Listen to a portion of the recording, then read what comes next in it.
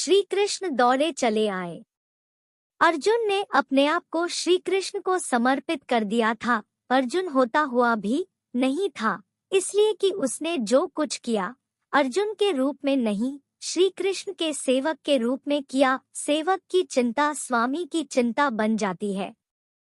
अर्जुन का युद्ध अपने ही पुत्र बब्रुवाहन के साथ हो गया, जिसने अर्जुन का सिर धड़ से अलग कर दिया। और कृष्ण दौड़े चले आए। उनके प्रिय सखा और भक्त के प्राण जो संकट में पड़ गए थे। अश्वमेध यज्ञ का घोड़ा बब्रुवाहन ने पकड़ लिया और घोड़े की देखभाल की जिम्मेदारी अर्जुन पर थी। बब्रुवाहन ने अपनी मां चित्रांगदा को वचन दिया था कि मैं अर्जुन को युद्ध में परास्त करूंगा, क्योंकि अर्जुन चित्रांगदा से विवाह करने के बाद लौटकर नहीं आया था। और इसी बीच चित्रांगदा ने बब्रुवाहन को जन्म दिया था। चित्रांगदा अर्जुन से नाराज थी और उसने अपने पुत्र को यह तो कह दिया था कि तुमने अर्जुन को परास्त करना है, लेकिन यह नहीं बताया था कि अर्जुन ही तुम्हारा पिता है। और बब्रुवाहन मन में अर्जुन को परास्त करने का संकल्प लिए ही बड़ा हुआ। शस्त्र विद्या सीखी, कामाख्या देवी से दिव्य बाण भी प्राप्त किया अर्जुन के वध के लिए। और अब बब्रुवाहन ने अश्वमेध के अश्व को पकड़ लिया तो अर्जुन से युद्ध अश्वयंभावी हो गया। भीम को बब्रुवाहन ने मूर्छित कर दिया और फिर अर्जुन और बब्रुवाहन का भीषण संग्राम हुआ। अर्जुन को परास्त कर पाना जब असंभव लगा तो बब्रुवाहन ने कामाख्या देवी से प्राप्त हुए दिव्य बाण का उपयोग कर अर्जुन का सिर धड़ से अलग कर दिया। श्री कृष्ण को पता था कि क्या होने वाला है, और जो कृष्ण को पता था वही हो गया। वे द्वारिका से भागे भागे चले आए। दाऊ को कह दिया, देर हो गई तो बहुत देर हो जाएगी, जा रहा हूँ। कुंती विलाप करने लगी, भाई विलाप करने लगे। अर्जुन पांडवों का बल था, आधार था, लेकिन जब अर्जुन ही न रहा तो जीने का क्या लाभ। माँ ने कहा, बेटा तुमने बीच मजार में यह धोखा क्यों दिया। माँ बच्चों के कंधों पर इस संसार से जाती है और तुम मुझसे पहले ही चले गए। यह हुआ कैसे? यह हुआ क्यों? जिसके सखा श्री कृष्ण हो, जिसके सारथी श्री कृष्ण हो, वह यो निष्प्राण धरती पर नहीं लेट सकता। पर यह हो कैसे गया? देवी गंगा आई, कुंती को कहा, रोने से क्या फायदा, अर्जुन को उसके कर्म का फल मिला है। जानती हो, अर्जुन ने मेरे पुत्र भीष्म का वध किया था धोखे से। वह तो अर्जुन को अपना पुत्र मानता था, पुत्र का ही प्यार देता था, लेकिन अर्जुन ने शिखंडी की आड़ लेकर मेरे पुत्र को बाणों की शैया पर सुला दिया था। क्यों? भीष्म ने तो अपने हथियार नीचे रख दिए थे, वह शिखंडी पर बाण नहीं चला सकता था, वह प्रतिज्ञाबद्ध था। लेकिन अर्जुन ने तब भी मेरे पुत्र की छाती को बाणों से छलनी किया। तुम्हें शायद याद नहीं, लेकिन मुझे अच्छी तरह याद है। तब मैं भी बहुत रोई थी। अब अर्जुन का सिर धड़ से अलग है। बब्रुवाहन ने जिस बाण से अर्जुन का सिर धड़ से अलग किया है, वह कामाख्या देवी माध्यम से मैंने ही दिया था। अर्जुन को परास्त कर पाना बब्रुवाहन के लिए कठिन था। आखिर उसने मेरे ही बाण का प्रयोग किया और मैंने अपना प्रतिशोध ले लिया। अब क्यों रोती हो कुंती? अर्जुन ने मेरे पुत्र का वध किया था और अब उसी के पुत्र ने उसका वध किया है। अब रोने से क्या लाभ? जैसा उसने किया वैसा ही पाया। मैंने अपना प्रतिशोध ले लिया। और प्रतिशोध शब्द भगवान श्री कृष्ण ने सुन लिया, हैरान हुए। अर्जुन का सिर धड़ सा अलग था और गंगा मैया भीष्म की मां अर्जुन का सिर धड़ से अलग किए जाने को अपने प्रतिशोध की पूर्ति बता रही है। श्री कृष्ण सहन नहीं कर सके। एक नजर भर अर्जुन के शरीर को, बुआ कुंती को, पांडु पुत्रों को देखा, बब्रुवाहन और चित्रांगदा को भी देखा। कहा, गंगा मैया आप किससे किससे प्रतिशोध की बात कर रही है? बुआ कुंती से, अर्जुन से, या फिर एक माँ से? माँ कभी माँ से प्रतिशोध नहीं ले सकती। माँ का हृदय एक समान होता है। अर्जुन की माँ का हो या भीष्म की माँ का। आपने किस माँ प्रतिशोध लिया है? गंगा ने कहा, वासुदेव। अर्जुन ने मेरे पुत्र का उस समय वध किया था जब वह निहत्था था, क्या यह उचित था? मैंने भी अर्जुन का वध करा दिया उसी के पुत्र से। क्या मैंने गलत किया? मेरा प्रतिशोध पूरा हुआ। यह एक माँ का प्रतिशोध है। श्री कृष्ण ने समझाया, अर्जुन ने जिस स्थिति में भीष्म का वध किया, वह स्थिति भी तो पितामह ने ही अर्जुन को बताई थी, क्योंकि पितामह युद्ध में होते तो अर्जुन की जीत असंभव थी और युद्ध से हटने का मार्ग स्वयं पितामह ने ही बताया था। लेकिन यहाँ तो स्थिति और है। अर्जुन ने तो बब्रुवाहन के प्रहारों को रोका ही है, स्वयं प्रहार तो नहीं किया, उसे काटा तो नहीं। और यदि अर्जुन यह चाहता तो क्या ऐसा हो नहीं सकता था? अर्जुन ने तो आपका मान बढ़ाया है, कामाख्या देवी द्वारा दिए गए आपके ही बाण का प्रतिशोध लेकर आपने पितामह का, अपने पुत्र का भी भला नहीं किया। गंगा दुविधा में पड़ गई। श्री कृष्ण के तर्कों का उसके पास जवाब नहीं था। पूछा, क्या करना चाहिए? जो होना था सो हो गया, आप ही मार्ग सुझाएं। श्री कृष्ण ने कहा, आपकी प्रतिज्ञा पूरी हो गई, उपाय तो किया ही जा सकता है, कोई रास्ता तो होता ही है। जो प्रतिज्ञा आपने की वह पूरी हो गई। जो प्रतिज्ञा पूरी हो गई तो अब उसे वापस भी लिया जा सकता है, यदि आप चाहे तो। क्या नहीं हो सकता? कोई रास्ता तो निकाला ही जा सकता है। गंगा की समझ में बात आ गई और माँ गंगा ने अर्जुन का सिर धड़ से जोड़ने का मार्ग सुझा दिया। यह कृष्ण के तर्कों का कमाल था, जिस पर श्री कृष्ण की कृपा हो, जिसने अपने आप को श्री कृष्ण को सौंप रखा हो, अपनी चिंताएं सौंप दी हो, अपना जीवन सौंप दिया हो, अपना सर्वस्व सौंप दिया हो। उसकी रक्षा के लिए श्री कृष्ण बिना बुलाए चले आते हैं। द्वारिका से चलने पर दाऊ ने कहा था, कान्हा, अब अर्जुन और उसके पुत्र के बीच युद्ध है, कौरवों के साथ नहीं, फिर क्यों जा रहे हो? तो कृष्ण ने कहा था, दाऊ, अर्जुन को पता नहीं कि वह जिससे युद्ध कर रहा है वह उसका पुत्र है, इसलिए अनर्थ हो जाएगा और मैं अर्जुन को अकेला नहीं छोड़ सकता।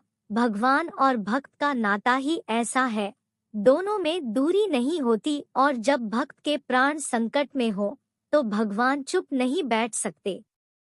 अर्जुन का सारा भाव हो और कृष्ण दूर रहें, यह हो ही नहीं सकता। याद रखें, जिसे श्री कृष्ण मारना चाहे कोई बचा नहीं सकता, और जिसे वह बचाना चाहे उसे कोई मार नहीं सकता। अर्जुन और श्री कृष्ण है ही एक, नर और नारायण।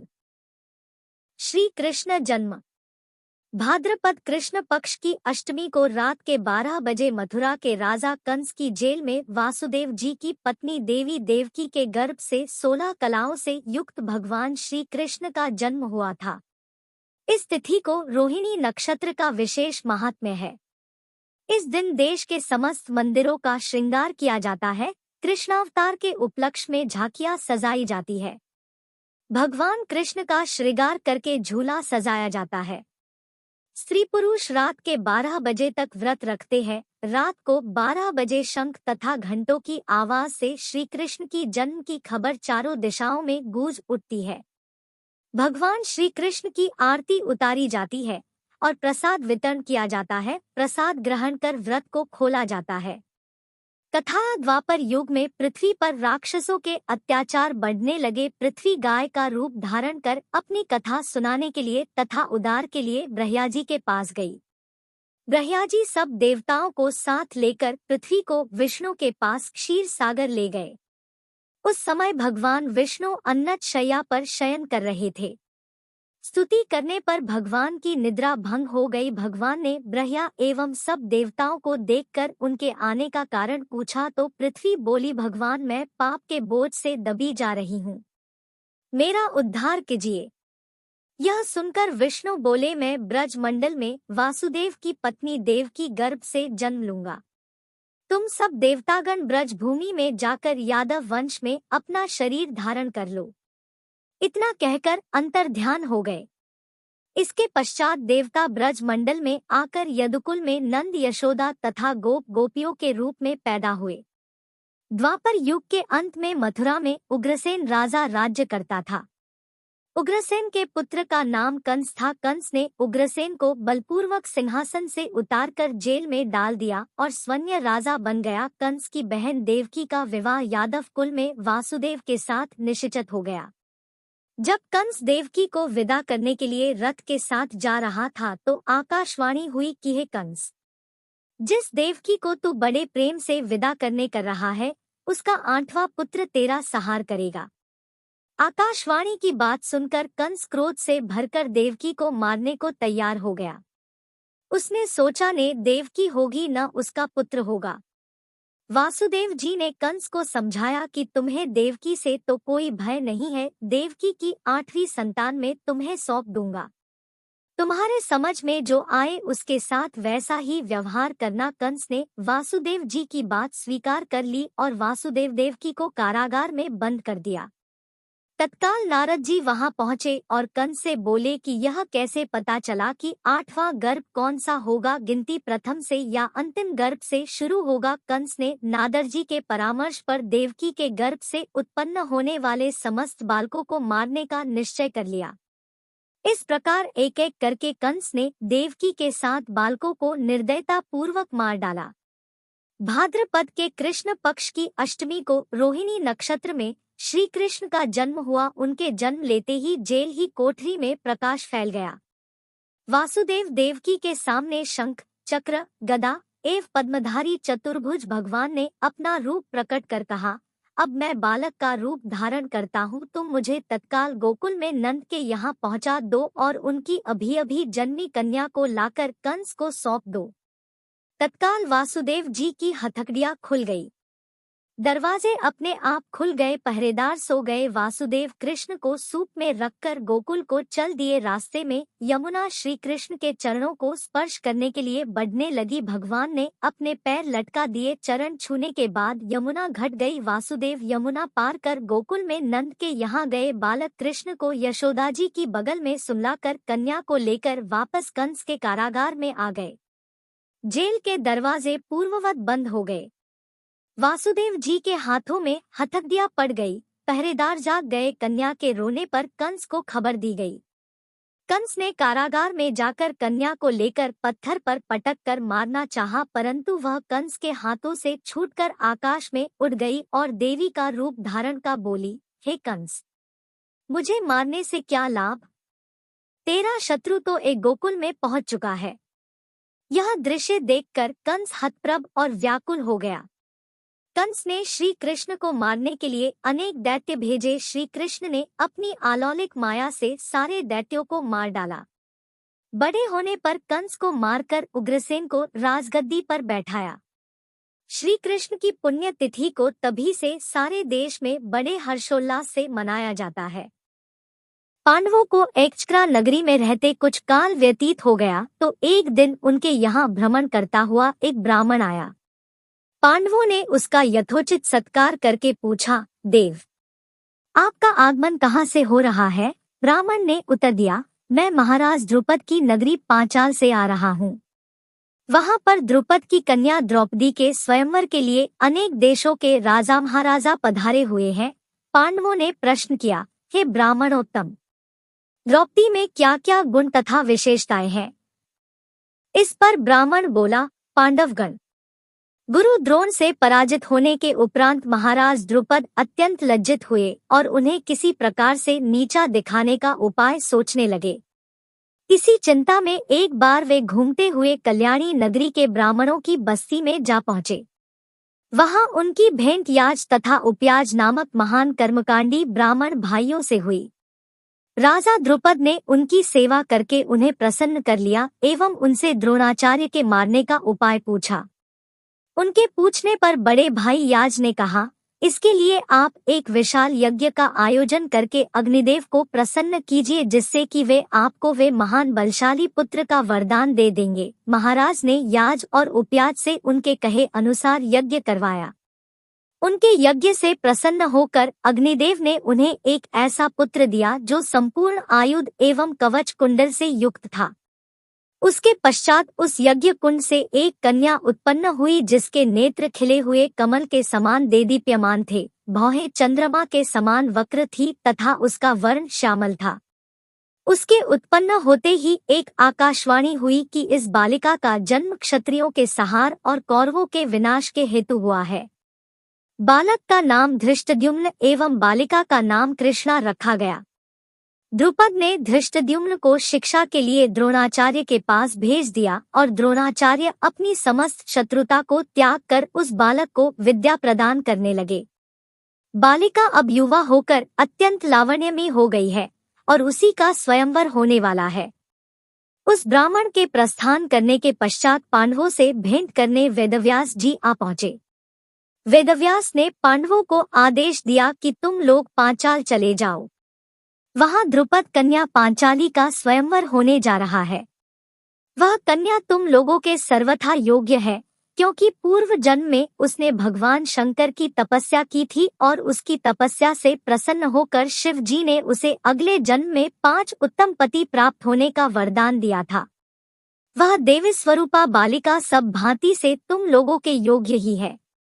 तुम लोग वहां जाकर उसे प्राप्त करो। इतना कहकर वेद व्यास वहां से चले गए। श्री कृष्ण जन्म। भाद्रपद कृष्ण पक्ष की अष्टमी को रात के 12 बजे मथुरा के राजा कंस की जेल में वासुदेव जी की पत्नी देवी देवकी के गर्भ से 16 कलाओं से युक्त भगवान श्री कृष्ण का जन्म हुआ था। इस तिथि को रोहिणी नक्षत्र का विशेष महात्म्य है। इस दिन देश के समस्त मंदिरों का श्रृंगार किया जाता है। कृष्णावतार के उपलक्ष्य में झांकियां सजाई जाती है। भगवान कृष्ण का श्रृंगार करके झूला सजाया जाता है। स्त्री पुरुष रात के 12 बजे तक व्रत रखते हैं। रात को 12 बजे शंख तथा घंटों की आवाज से श्री कृष्ण की जन्म की खबर चारों दिशाओं में गूंज उठती है। भगवान श्री कृष्ण की आरती उतारी जाती है और प्रसाद वितरण किया जाता है। प्रसाद ग्रहण कर व्रत को खोला जाता है। कथा द्वापर युग में पृथ्वी पर राक्षसों के अत्याचार बढ़ने लगे। पृथ्वी गाय का रूप धारण कर अपनी कथा सुनाने के लिए तथा उद्धार के लिए ब्रह्माजी के पास गई। ब्रह्माजी सब देवताओं को साथ लेकर पृथ्वी को विष्णु के पास क्षीर सागर ले गए। उस समय भगवान विष्णु अन्नत शैया पर शयन कर रहे थे। स्तुति करने पर भगवान की निद्रा भंग हो गई। भगवान ने ब्रह्मा एवं सब देवताओं को देखकर उनके आने का कारण पूछा तो पृथ्वी बोली, भगवान मैं पाप के बोझ से दबी जा रही हूँ, मेरा उद्धार कीजिए। यह सुनकर विष्णु बोले, मैं ब्रज मंडल में वासुदेव की पत्नी देवकी गर्भ से जन्म लूंगा। तुम सब देवतागण ब्रज भूमि में जाकर यादव वंश में अपना शरीर धारण कर लो। इतना कहकर अंतर ध्यान हो गए। इसके पश्चात देवता ब्रज मंडल में आकर यदुकुल में नंद यशोदा तथा गोप गोपियों के रूप में पैदा हुए। द्वापर युग के अंत में मथुरा में उग्रसेन राजा राज्य करता था। उग्रसेन के पुत्र का नाम कंस था। कंस ने उग्रसेन को बलपूर्वक सिंहासन से उतारकर जेल में डाल दिया और स्वयं राजा बन गया। कंस की बहन देवकी का विवाह यादव कुल में वासुदेव के साथ निश्चित हो गया। जब कंस देवकी को विदा करने के लिए रथ के साथ जा रहा था तो आकाशवाणी हुई कि हे कंस, जिस देवकी को तू बड़े प्रेम से विदा करने कर रहा है उसका 8वां पुत्र तेरा सहार करेगा। आकाशवाणी की बात सुनकर कंस क्रोध से भरकर देवकी को मारने को तैयार हो गया। उसने सोचा ने देवकी होगी न उसका पुत्र होगा। वासुदेव जी ने कंस को समझाया कि तुम्हें देवकी से तो कोई भय नहीं है, देवकी की 8वीं संतान में तुम्हें सौंप दूंगा। तुम्हारे समझ में जो आए उसके साथ वैसा ही व्यवहार करना। कंस ने वासुदेव जी की बात स्वीकार कर ली और वासुदेव देवकी को कारागार में बंद कर दिया।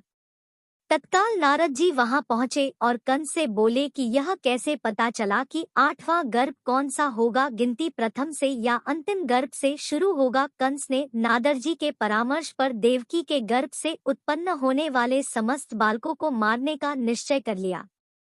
इस प्रकार एक एक करके कंस ने देवकी के साथ बालकों को निर्दयता पूर्वक मार डाला।